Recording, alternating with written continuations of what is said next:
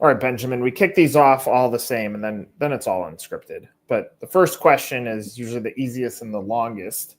But how did you accidentally fall into franchising? What's your franchise backstory? Yes, great question. So I was managing some high volume restaurants in my early 20s. I was living in San Diego. I had just recently had my son, and we'd moved back east to Atlanta, closer to family. I was literally just trying to find a more normal job with more normal hours, so I could support my family, and ended up accepting a position at which is now Franchise Ventures in the lead gen portal space. So started my career selling lead generation to franchisors, which led me to conferences, networking, people in the industry. So like most people, I kind of fell into it sort of on accident, for sure. So how do you get connected to Woops? So after a few years of portals, I left and started my own consulting company. Thought I could take what I learned over a few years of being in the portals and a lot of the great education I picked up along the way to do some outsourced franchise development. Ultimately, Woops was actually my first client, ironically enough, and kind of took off and went much better than I expected. And it's been a fun ride here over the last, I guess, almost 8 or 9 years now. But that's how we originally got together. So few questions to unpack. So you get over onto the franchisor side. Now you're used to on the portal side. Where are my leads? Where are my deals? Like, you're getting all this pressure from franchisors. Was there a conflict in your brain? Like, now I have to put pressure on other people? I think I knew the portal space pretty well, but I think also what I learned was there was a lot of different, there were a lot of other avenues to generate leads also, I was really getting into, and which has gotten to be much more mainstream now, but 10 years ago, it wasn't as much, but really getting in and building the proper development site, specific media strategies, targeting, profiling. Like, we were getting into that stuff very early on, before it had gotten, quite as mainstream as it is now. So we got off to a really good start, and supplemented some of our lead gen with, a couple portals. But I think I just had a good feeling for like what the strategy needed to be, kind of out of the gate. So not too much conflict, just kind of understanding how all the pieces kind of work together. So it made it, impactful in our development program over this first few years, for sure. When you go in as an equity partner, co-founder with Woops, and now you've been there for 8 years, were you thinking like 3 years and exit? Did you have like an outcome that you were expecting when you now switched into franchisor seat? No, not at all. I was just taking whatever opportunity was in front of me, to be honest with you. As I've got a little older and a little more mature, you start looking at how to get out and what exits look like. So we've been very, we've really learned a lot about the private equity game. We understand that space very well. We're not in a, we see all the time, and I think it's, I'd say disappointing, but, you see people rushing to get in and get back out a lot in our space, especially now with more, with more just money in the industry and more private equity and more VC. But, we love what we do. We love the people we work with. We've built, great cultures, great teams. And I also think like holding on to a franchisor company can be an amazing thing when you get it into a great financial position. I'm always kind of like, why do you want to get out? You put in all the hard work to get it to a good spot. So we're in no rush to get out. I mean, I'm sure at some point, we'll get older and probably want to exit at some point, but there's definitely no time crunch on that for us at Woops at all. Let's move into the brand.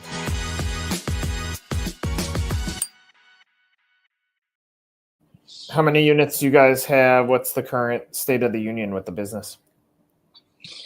I have to tell you, it's been a very difficult business to manage. I've got my hands in a few different businesses and have done, different things over the years. We got off to a great start, 16 to, 2019. And then we were just very heavily retail based, heavily mall based, heavily transit, small footprint, kind of non-traditional real estate. So we just got crushed during COVID. Honestly, I didn't know if we were going to make it through. We spent hours and hours on partner calls and strategy and trying to figure out our way through. Ultimately, we made, I think, a lot of good decisions along the way. One of the decisions we made in 2020, kind of in the heat of the COVID-19 mess, was we allowed franchisees, to exit their agreements, just not knowing the future of where we're going to be, which is kind of a uncommon thing to do as a franchisor. We did that, and people were dealing with illnesses, sick, malls were closed, you name all the stuff. So we ended up losing about half the system and half our locations in 2020. So the first year, 2020, 2021 was just, a battle of attrition, trying to keep the business alive. And then in 2022, we started kind of reshaping and heading back towards franchising. And we're back at about 30 locations now. And we're, in franchise development mode. Very excited to get past the election. Very excited to head towards what looks like maybe a slightly better economic future here in 2025. And we'll continue to grow at a comfortable rate, usually one location a month or so, probably in the next year. Our goal right now is to get back to about 50 locations. We'd reached, I think, 52 open and operating, in our first run at development. So that's our immediate goal. But things are definitely looking bright. We're rolling out some, smaller footprint stuff. We're rolling out a Woops macaron trailer. That'll be great for, festivals and, trade shows and lots of stuff. And just continuing to head into a small footprint, kind of business model as we roll into next year, which we're super excited about. Two quick follow-up questions. One is obviously really, really tough to consolidate half of the system. Tremendous move by you as a franchisor to say, hey, franchisees, we're going to let you out of your agreement. If I'm trying to find the silver lining in that, the reality is you probably got rid of, right or wrong, franchisees that were not going to be a fit, were not going to be financially strong or mentally strong to move on. So that consolidation leaves you with probably a really strong base. Is that the silver lining that comes out of a weird situation for a brand? I think so. I mean, our interests were, just doing the right thing. So we weren't forecasting, trying to weed folks out of the system. I do think that, some of our lower performing franchisees did leave at that time. And I can tell you, I could sit here and make a very strong argument as states started coming back online that maybe that was a terrible decision because it was definitely tough. But we did lose some folks that, probably weren't the best franchisees, but also I'll say, like, there's no one to blame for that but us. We did the recruiting, we did the development calls. So, you can award licenses to who you want to award licenses to. We grew pretty aggressively, like most franchisors do at the beginning, and learned a lot along the way. And I think we're doing a much better job selecting folks that enter the system now. Does macarons as a category create a challenge from an innovation standpoint? And the only reason I say that, obviously you could remove macarons from the name and completely continue down that line. Like a McAllister's Deli, if all of a sudden sandwiches don't work, they say, okay, now we're hot dogs. I mean, like, is that something that you've navigated, or is there enough room and growth in category plus room for innovation? I think there's plenty of room for innovation. We actually started out with a ton of products. We were doing a full service kind of cafe model with macarons. What we found out, during COVID is that actually when you focus a little bit more and stay focused on, maybe just one great product and being the best at that.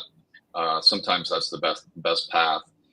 What we do see though is French macarons are one of, if not the most difficult pastry to make in the world, and almost nearly impossible to make at scale, which we've mastered. So the one great thing about our category is it's extremely high barrier to entry to get into at scale. You can do a local mom and pop or 2 or 3 stores, but to get into being a franchise system and manufacturing what we believe are the best French macarons in the world is extremely difficult. So you look at pizza, burgers, frozen ice cream. I guess all ice cream's frozen, but frozen yogurt. All these different things, cupcakes. It's very low barrier to entry, right? So when something gets hot, like crumble and our guys at Dirty Dough, it's other people can get into the space very easily. The great thing about French macarons is you just can't. It's nearly impossible. So we're very bullish on what we do. We believe we have the best French macarons in the world. In addition to, we do a ton of gifting, corporate gifting, lots of just grab and go gifts at retail, which is very similar to a nothing but cake model or an edible model. So we play heavily in that space. All right. Let's dive into the investment.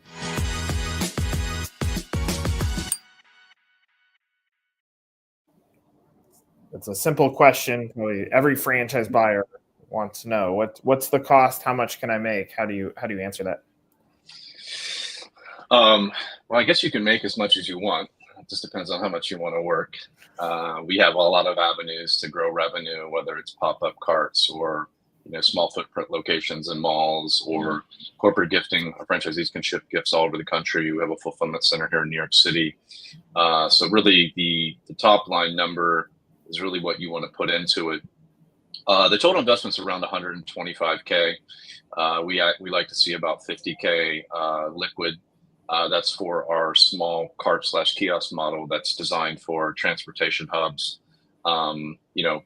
A and B malls, good mall properties is what we like to go into. We handle all the real estate for that. I'm very excited as we head into 2025. I've been just very impressed by the folks at Kona Ice and a lot of the mobile stuff they've done. And probably the most impressive thing to me is how high they rank on the franchisee, the FBR, whatever the franchise, satisfactory ranking is. Yeah, I think they're number 1 last year.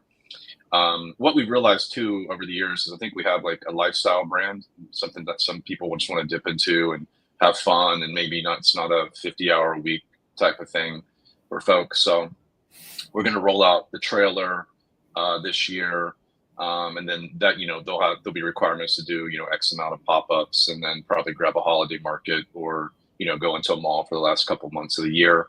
I expect that. I don't fully know exactly the cost, but I think there will be financing for the trailer.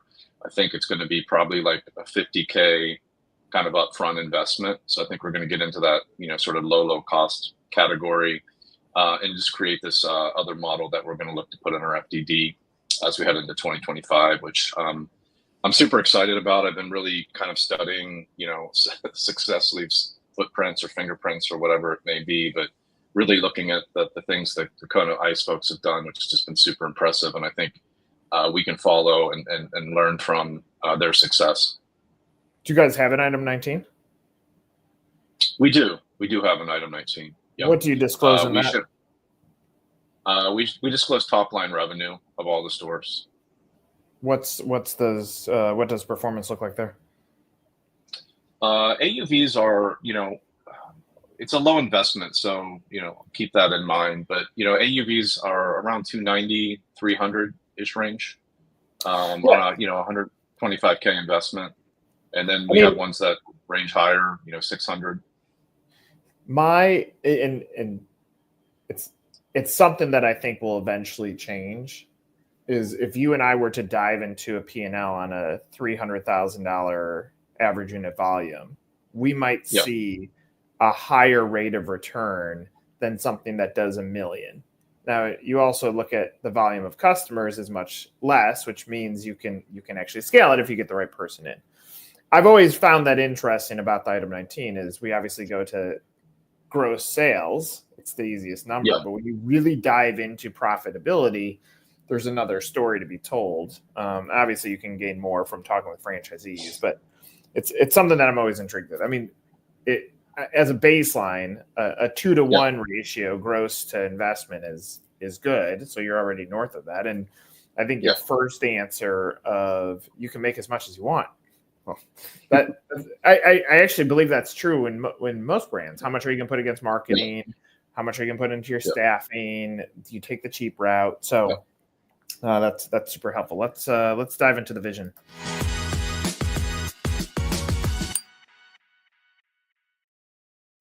You touched on it. You admire some of the things that Kona Ice is doing. You're obviously looking at innovation. You personally coming out of the portal business that vastly changed the more that websites and the franchise buyer understood how to do their own research online. That industry change and required some sort of innovation. And so you have all these tools. What's the vision for the business? It seems like you've done a great job of settling back in. What's your vision? Yeah, I think like what we did our first, we call it Woops, which is our franchisee convention. We did our first one post-COVID earlier this year. And the one thing, like, it's amazing. I think those conventions are probably as important, maybe more important, even for the franchisor team than even the franchisees. Sometime, I think we realize we have a group of folks that, it's a lifestyle play for most of them. They want to be part of something fun culture, fun team. So we are, really focused on, just trying to continue to make the brand fun. I did touch on like, the more mobile stuff, the trailer stuff. I think there'll be a model that's not even like a 100%, full-time retail model. That retail model will still exist as well. So we're going to continue to kind of innovate in that area. We're always trying to figure out ways to take the product to market. I touched on briefly, but we've been doing corporate gifting for 5 or 6 years now. We literally have, a couple blocks away from here in the city, a distribution center where franchisees can, they can sell $100, corporate gifting deal to, a Salesforce or whatever, submit the order to us. They collect the revenue. They, it's their money. And then we fulfill and can ship out for them as well. I'd love to see us take more advantage of that as a group, just as an organization. As you know, like in most of these franchise systems, you've got your little space that you have to work within. But we give our franchisees a lot of leeway to do business really all over the place. So we need to probably do a better job just continuing to train on that and push on that. So that's one of the things I'm excited about. I also launched and launching right now a B2B lead gen program. So we're hiring like a full-time salesperson who's actually based out of Colombia, South America. We're doing a pilot program right now with 3 franchisees where they just have someone dialing for dollars, 40 hours a week. So that program's underway. We're also launching what I'm kind of branding as the Woops internal real estate team. It's just led by me and a couple of my teammates, and we're like scouring every market that we have franchisees in, finding every single pop-up opportunity, every single holiday market, every single, kind of, non-traditional real estate that we can get these folks into, and trying to do all that research up front and then taking it to them. So, you're just decreasing the friction of getting, your cart or your trailer or whatever into those places, so they can just see what may make sense or what fits on their calendar and sign up for it. But all the legwork's been done. So I'm super excited about that as well. I think that we kind of started that at the end of this year. We have more holiday markets going this year, November, December than we ever had in the history of the company. So we're going to kind of continue that into like, Q1, Q2, Q3 of next year. So those are some of the kind of forward thinking things we're working on right now. all you got to do is get Santa to boycott the traditional cookie this year, and you're set there. Have you? I've got a North Pole. I got a North Pole direct line, so I can definitely do that. Yeah, just call them and say, stop with these cookies. They're just not good for you. Weird question, but you said Woops stock. Have you played with edibles into macarons? As in like THC edibles? Marijuana mix. Is that like, because obviously like there's a lot of talk on that business side, and I know it's politically like probably against the grain, but has that sort of innovation come into discussion? Like how can we go with where some of the trends in business and food and product are going? We haven't dabbled into that yet. It's not even really been a topic of conversation, to be honest with you. I think above that right now is we've been working on getting some vegan stuff in. So that's probably been ahead on the list.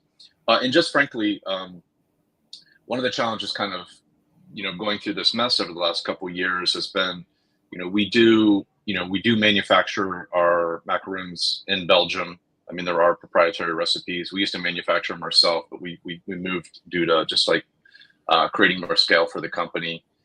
So it's like you only have so many containers that go, or so many pallets that go in a container. And then when you get into different flavors and innovation, you have to go onto a different, a separate container. So then you're ordering 2 containers, and I can tell you they're very expensive containers. So I think we want to be more innovative with the macarons. It's kind of a blessing and a curse not manufacturing them. You have less flexibility, but you also have a lot more time to run a franchise company. But I think you'll see more innovation in the macarons, here over the next year or two as we continue to grow, back out of 2021 years. Last question. I think about maybe not the co-brand necessarily in the traditional sense. It could just be a more of a coffee or cafe forward franchisee saying, I understand this business. Have you seen pairing of businesses, or even work through a co-branding with a coffee brand? We actually have a coffee brand, and we still have a couple of our full service kind of cafes from that started in the early years. We have looked at some co-branding stuff. Nothing is completely stuck yet, but I'll definitely say it's something we've looked at and for sure is on the table without question. That's awesome. Well, look, what I appreciate about this conversation is clearly you're a very honest guy, and unfortunately in franchising, I think we lead the witness way too much. We talk about big volumes, and we don't give them the tools to succeed. And so if I'm a candidate that's watching this, I'm listening to your honesty. And if this is a category that I'm intrigued with, I'm listening to your honesty and I'm matching those two together and say, look, if I'm going to invest a portion of my life savings into this to make a run at it, I'd rather do it with someone that's going to tell me straight up what are the challenges than someone that's going to disguise it. And I'm appreciative of that part of this discussion. And I think that stands you up as a different type of character in franchising. Yeah, thank you. I appreciate that very much. There's definitely a lot of different characters in our industry, but I can tell you we don't do everything perfectly, but we do try and do it the right way, and we do it honestly, and we try and do the best we can for our franchisees and our system every day. I appreciate that. Great conversation, Benjamin. Thanks for doing this. This is another Franchisor Hot Seat. Take care.